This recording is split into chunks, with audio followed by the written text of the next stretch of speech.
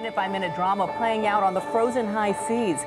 A rescue mission to free a ship trapped by thick ice in Antarctica is running into major trouble this morning. Conditions just too rough to reach the stranded ship. It's been nearly 100 hours since the Russian vessel first ran into trouble. And now they're trapped. Caught in a deep freeze. A helicopter will fly most of the passengers to the Australian icebreaker at the edge of the sea ice. This was the helicopter that began the rescue of 52 people trapped in the Antarctic.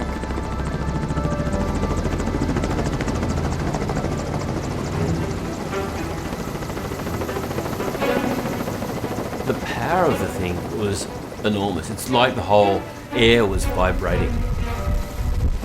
It literally came over the top of our heads, and suddenly the downdraft was awe-inspiring.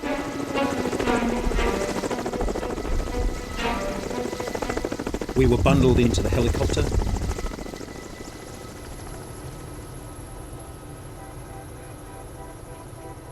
As we flew, I was able to see the ice, and to me it was an amazing thing to actually see the ice stretching into the distance.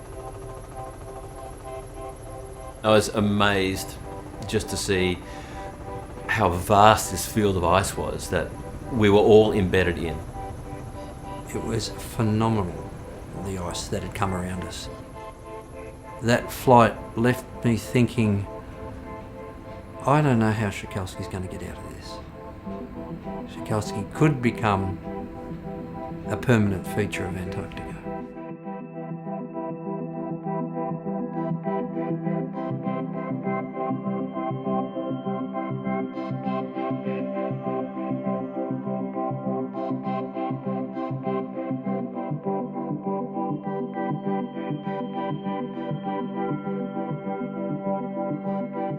As a scientist, Antarctica is just one of the most exciting regions of the world to work. There's so much we still have to understand and how it fits into the global system.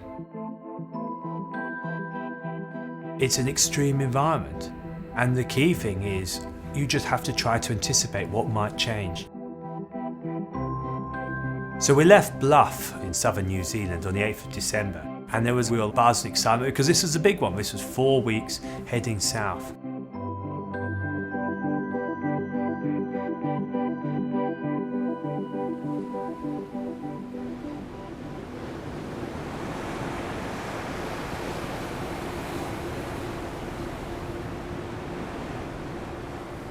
The process of getting to Antarctica by ship is a really exciting one, because you see the land drop behind you, and then you're all alone on the sea. And it's an alien environment for many people. But also you're getting used to your fellow passengers. So you're starting to form not only a relationship with the ocean, but you're starting to form relationships with people who you're going to be travelling with very often for several weeks. Half the team were full-time scientists looking at the full range of the natural and physical sciences, from bird observations all the way through to the inner workings of the Southern Ocean. Each day it gets a little colder, and then halfway across you come to this extraordinary biological boundary, which is the edge of the cold water of Antarctica, the polar front. Beyond which the water is suddenly cold, Antarctic cold. And it's cold enough to support icebergs. So there somewhere you start to see these behemoths of ice floating around like small countries. Chunks of Antarctica which have snapped off and floated away.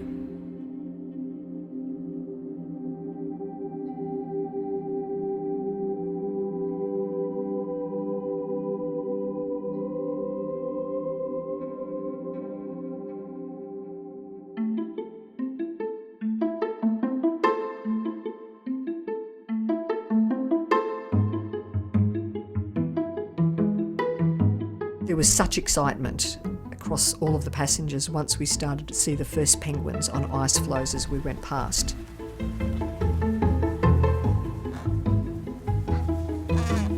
I've spent a lot of my life watching penguins and they're constantly fascinating. they're a sentient being which we can have some connection with, because they're charming and upright and walking around seemingly at ease and busily going about their business.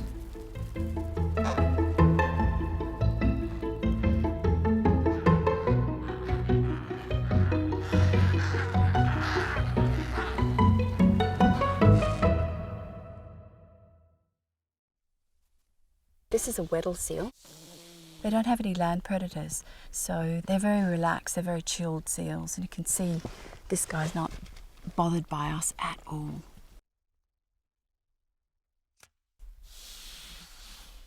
So when the biopsy hits the seal, it can only go so far and then pops back out again. And you can see here at the edge, the little bit of blubber there. I use the fur to look at stable isotopes, to look at diet, and to look at where the animals, how far they've ranged. And with the skin, we do genetics.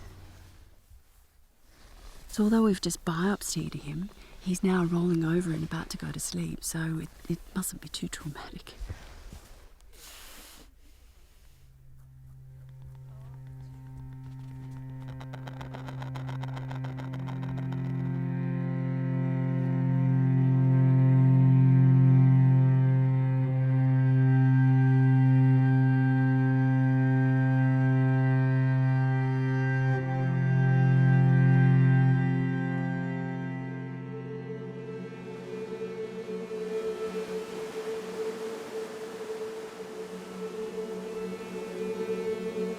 Schakowsky started getting into trouble when we left the edge of the fast ice in the Mertz-Polynia near the Hodgman Islands.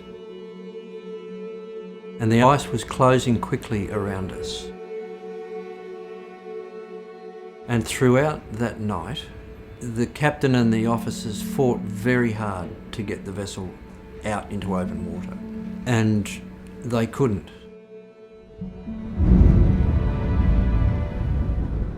There was too much ice closing in on the ship like a big vice. You could feel the ship banging into huge towers and bashing and lurching. And it was quite dramatic.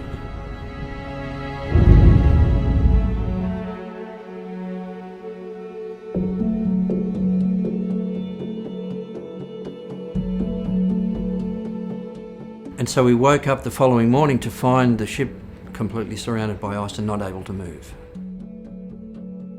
It was this chaotic scene of jumbled blocks of ice, almost like a derelict city. As the ship started to be pushed over by the pressure of the ice, it started to heal a little bit. I realised that we were fully embedded in that ice, and something significant was going to have to happen for us to get out of there. I was a little nervous about the psychological cocktail that we'd been thrown into.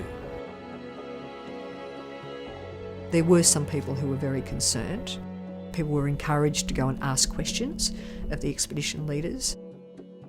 Yesterday we're on the edge of the fast ice, of course, near the Hodgman Islands, and we'd moved about 1.5 miles overnight, trying to fight our way out of the pack ice which came around the ship yesterday afternoon. And this morning at about 8 o'clock, the captain decided just to sit and wait for a while. Our circumstances got each day, hour by hour, more and more difficult. At first, it was okay. We're stuck for a while, we'll just wait and we'll get out. But then it changed. 24 hours later, icebergs had come into our world. A chill went through me, to be honest, particularly when they started talking about the possibility of icebergs moving within 600 metres of the bow. There was the potential for those icebergs to run into the ship. And at that point, the captain pushed the distress button. After our distress button was pushed, the Rescue Coordination Centre called on every resource that they could to come to our assistance. So the closest help we knew that was coming our way was a Chinese icebreaker called Zhulong, or Snow Dragon, and that was travelling from Perth to the Ross Sea, and that agreed to divert to help break us out. We heard her on the radio, on VHF radio. You can tell all the passengers and the crew, no, don't worry, over. Okay, thank you. We just got our first sight of the ship. It's about 9.5 miles away from us. That's a big moment because it means that there's more of a psychological desire of the captain of the ship to get to us once he can see us. We're not just a dot on a radar. It was pushing through, coming towards us and just thinking, oh my gosh, with any luck it could be here by the morning, which would be extraordinary. So people were very buoyant and very excited.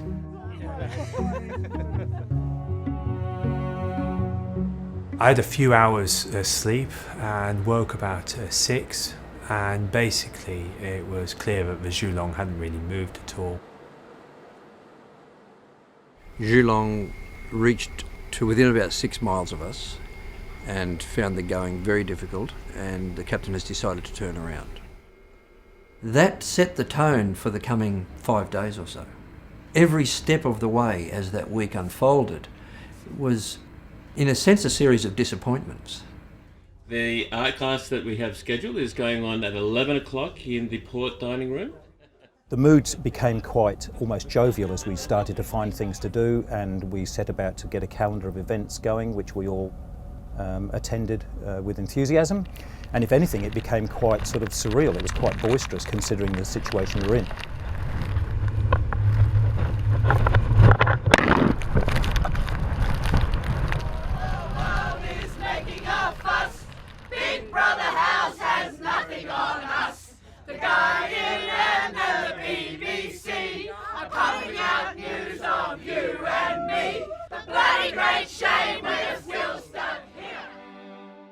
Researchers and tourists rang in the new year on frozen Antarctic tundra, still stuck on a ship locked in by thick ice. To another rescue underway this evening, this one moving a bit more slowly. When the ice first formed around the ship, open water was just 2 miles away. We take this technology for granted, but a couple generations ago, you would be deciding which one to eat first.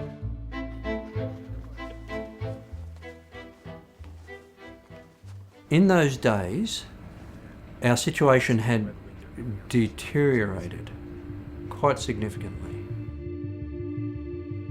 The Zhulong couldn't get to us, and the captain of Zhulong decided that he would stay there, waiting within view of us until the Aurora Australis came into the picture, with the hope that the extra power of Aurora Australis would be able to cut us out.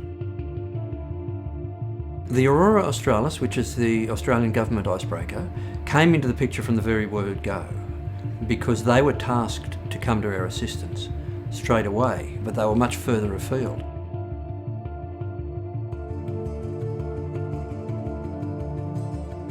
Aurora Australis, Schakowsky. Schakowsky, Aurora Australis, go ahead. After very hard effort from Aurora Australis, the captain told us that he wasn't able to get to our position. Once again, our world was flipped on its head, because it meant that decisions had to be made whether to evacuate the ship or not. We're readying people with the possibility of a quick exit, but we'll stand by waiting for results of this ice reconnaissance. Okay, copy that, thank you.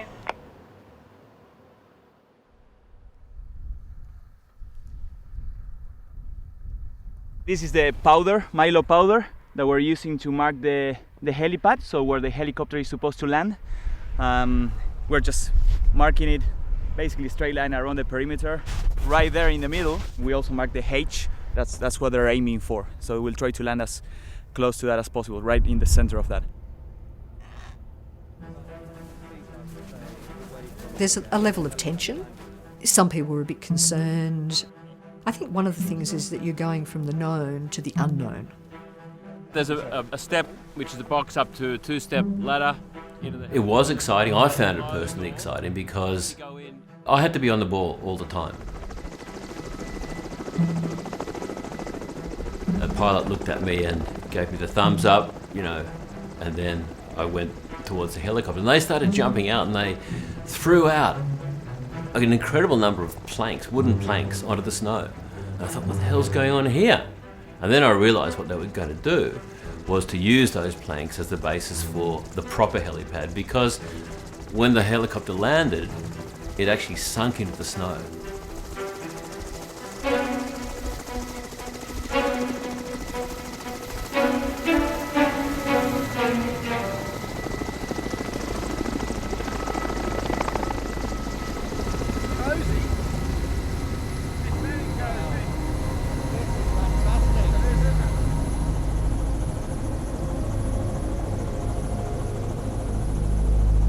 Going past the Geelong and seeing her beset as well made me feel sick.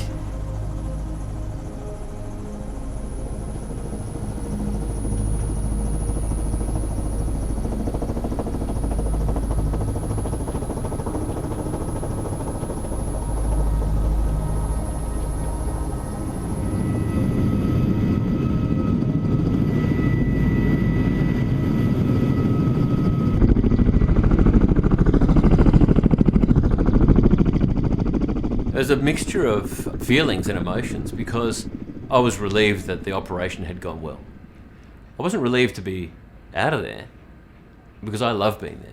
I'd be happy to still be there now, in a tent.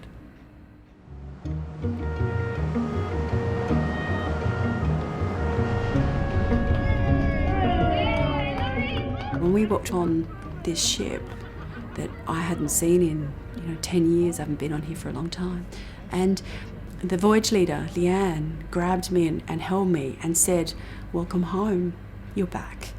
And she didn't even know me. I just thought, fuck, how did you know me? And she said, "I remember your name, I've seen your name on the lists." And it's this sense of community and place. It's really special.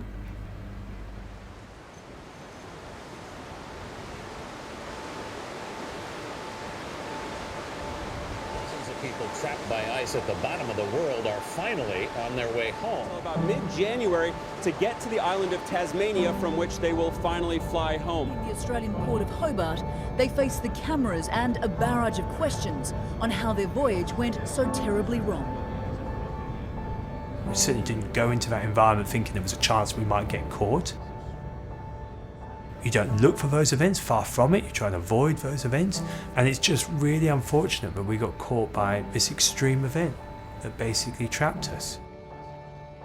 I can rarely think of a summer season in Antarctica where everything has gone exactly as planned. There are always things that come up that are impossible to predict. The Aurora Australis was delayed by 2 weeks in getting back to Hobart, and that will have consequences for the next voyages. It's very intimately linked, operations, logistics and science programs. The ripple effect of any delay will magnify throughout the season. We were not in that situation irresponsibly. We were in that situation wittingly. We have dealt with that situation extraordinarily well, with ship, crew, passengers sane and healthy and on their way home, and with a group of people who have had a life-changing experience, and that's amazing.